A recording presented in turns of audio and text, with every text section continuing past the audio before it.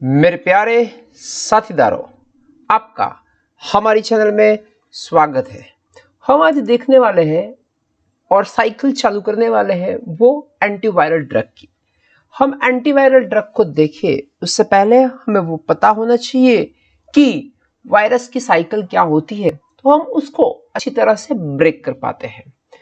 तो चलो देखते हैं पहले basic simple structure of virus particle. How is the virus? So if you see here, the virus has a nucleic acid structure, or we can say this is a nucleic acids. This shows it here is a nucleic acid. So it have either DNA or RNA. They don't have, उसके पास दोनों होते नहीं है। तो ये हुआ हमारा nucleic acid. उस न्यूक्लिक एसिड कोट हुआ करते हैं कैप्सिड में। किसमें कोट हुआ करते हैं वो? कैप्सिड। तो ये हो गया हमारा कैप्सिड। अब न्यूक्लिक एसिड और ये कैप्सिड जो दोनों को मिलाकर बनता है उसको बोलते हैं न्यूक्लियो कैप्सिड। क्या बोलते हैं उसको? Nucleo capsid. और हम यहां पे देखें तो ये न्यूक्लियो कैप्सिड के आसपास जो लेयर होता है वो लेयर को लिपोप्रोटीन बुला करते हैं, और ये लिपोप्रोटीन का लेयर को एनवेलप भी बोलते हैं। Lipoprotein, this is also known as, उसको क्या बोलते हैं? एनवेलप। तो ये बेसिक स्ट्रक्चर हो गया किसका?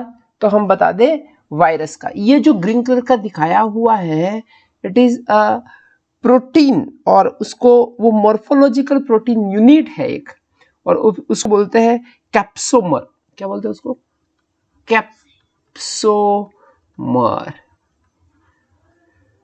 वो है morphological unit, basic unit of protein. Morphological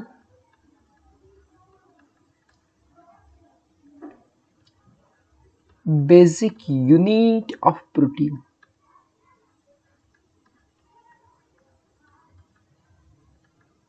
तो ये कुछ बात हो गई वायरस पार्टिकल की। अब उसकी साइकिल देखते हैं। तो पहले हम देखें, ये कुछ हमारे पास एडिनो वायरस हुआ करते हैं। तो ये जो है हमारा होस्ट सेल का साइटोप्लाज्मा, और ये जो है उसको न्यूक्लियस बोलते हैं। ये जो साइटोप्लाज्मा और न्यूक्लियस है उसके पर कुछ एडिनो वायरस यहां पे आते हैं, और उसमें अटैचमेंट, एडजॉर्प्शन होता है। क्या बोलते हैं? एडजॉर्प्शन। किसका होता है? तो एडिनो वायरस का। क्या हुआ? एडजॉर्प्शन। देखो ये वायरस पार्टिकल में यहां ड्रॉ करके आपको दिखाता हूं, ये यहां से इस तरह से अटैचमेंट होता है। यहाँ पे उसमें कुछ न्यूक्लिक एसिड्स होते हैं वो। ओके, अब नेक्स्ट स्टेज में जब हम देखेंगे तो ये आगे जाके एडजॉर्प्शन फेज बोलते हैं उसको। एक एडजॉर्प्शन, एडजॉर्ब होते हैं। उसको एडजॉर्प्शन होने के लिए वायरस पे कुछ वेरियन अटैचमेंट प्रोटीन होते हैं और सेल पे रिसेप्टर होते हैं। यहाँ पे वायरल अटैचमेंट प्रोटीन हुआ करते हैं। नेक्स्ट देखें तो ये जो कुछ है वो एडजॉर्प्शन के बाद उसका होता है पेनिट्रेशन। मीन्स जो वायरस दिखता है उसका पेनिट्रेशन हो जाता है। पेनिट्रेशन होने के बाद ये वायरस अब हमारे होस्ट सेल के कुछ क्या बोलते हैं साइटोप्लाज्मा में आके रुकता है। पेनिट्रेशन के बाद जैसा पेनिट्रेशन हुआ उसके बाद नेक्स्ट स्टेज में उसका अनकोटिंग होगा। तो नेक्स्ट पेनिट्रेशन के बाद क्या आया करता है हमारे पास? उसको बोलते हैं अनकोटिंग। अनकोटिंग होने की बजाय जो कैप्सिड था वो ब्रेक होके उसका जो कुछ भी न्यूक्लिक मटेरियल था, न्यूक्लिक एसिड मटेरियल था, वायरल डीएनए था, वो आके न्यूक्लियस में चला आता है। तो मैं आपको बता दूं, ये जो बताया मैंने, ये जो मैंने बताया वो क्या है? ये पार्टिकल है, किसका पार्टिकल है? Viral DNA in nucleus. ये क्या हुआ? Viral DNA in nucleus. अब जो वायरल डीएनए न्यूक्लियस में आके पहुंच चुका है, उसमें से क्या होगा? फर्स्ट इसमें से जो फेज आता है उसको बोलते हैं ट्रांसक्रिप्शन। तो हम देखें यहां से ट्रांसक्रिप्शन होगा। ट्रांसक्रिप्शन वो प्रोसेस है जिसमें डीएनए में से क्या बनता है? डीएनए में से आरएनए बनता है। तो ये ट्रांसक्रिप्शन की वजह क्या होगा कि जो ये डीएनए बताया हुआ है वो तो अंदर ही रहेगा, और ट्रांसक्रिप्शन की वजह जो हुआ वो ये हुआ कि उसके न्यूक्लियस में अर्ली मैसेंजर आरएनए सिंथेसाइज हुआ। तो उसको क्या बोलेंगे हम? ये जो ब्लैक कलर का बताया उसको बोलेंगे अर्ली एमआरएनए।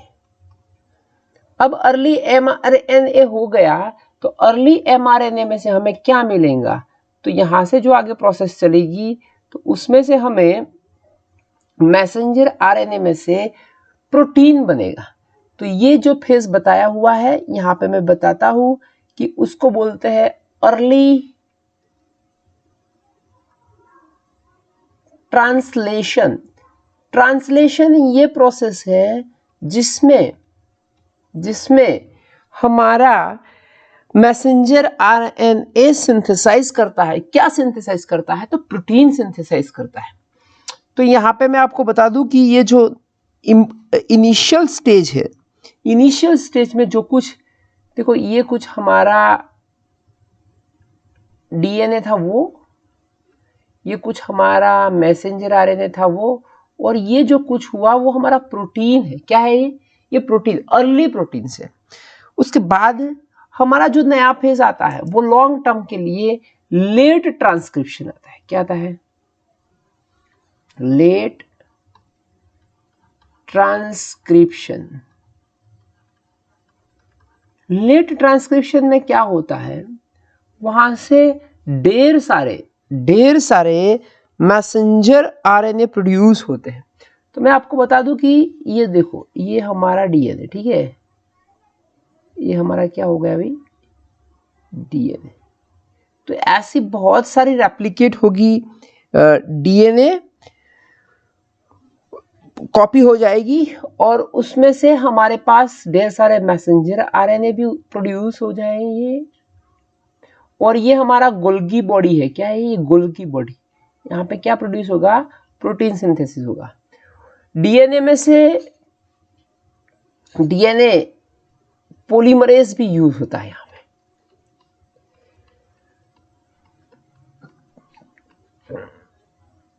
वो रेप्लिकेशंस के लिए यूज होता है। डीएनए में से नया डीएनए भी वो बना देते हैं। उसके बाद लेट ट्रांसक्रिप्शन हो गया। अब आएगा लेट ट्रांसलेशन। क्या आएगा? Late translation.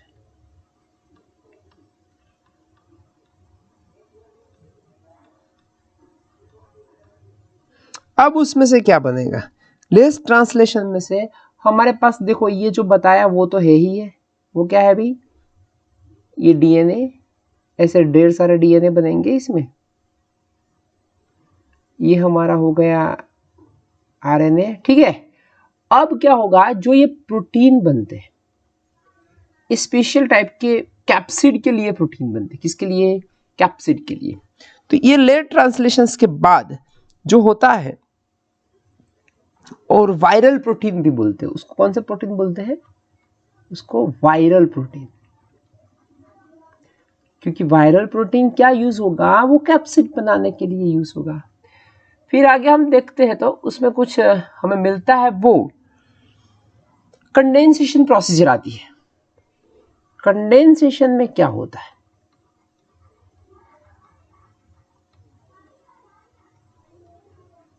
तो जो कुछ भी हमारे पास था प्रोटीन, जो कैप्सिड है, वो न्यूक्लियस में जाएगा। जो देखो अभी यह यहाँ पे कुछ न्यूक्लियस में आके हम देखें तो यहाँ पे देखो ये कुछ ऐसा हो गया। वो हमारा क्या है? डीएनए। ये कुछ जो प्रोटीन यहाँ पे न्यूक्लियस, यहाँ पे साइटोप्लाज्म में था, अभी जाके वो न्यूक्लियस में आ गया, और ये जो हमारा है वो आरएनए। ठीक, तो ये जो हुआ वो कंडेंस्ड हो गया। अब कंडेंस होने के बाद वो सब कुछ असेंबल होते हैं, तो वो असेंबल होके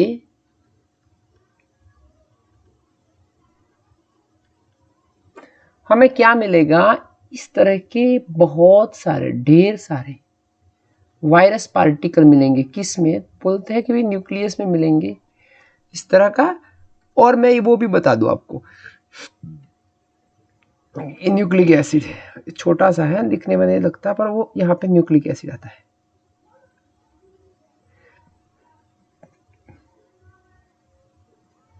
ठीक है, और यहां से जाके फिर वो रिलीज हो जाएगा। क्या हो जाएगा?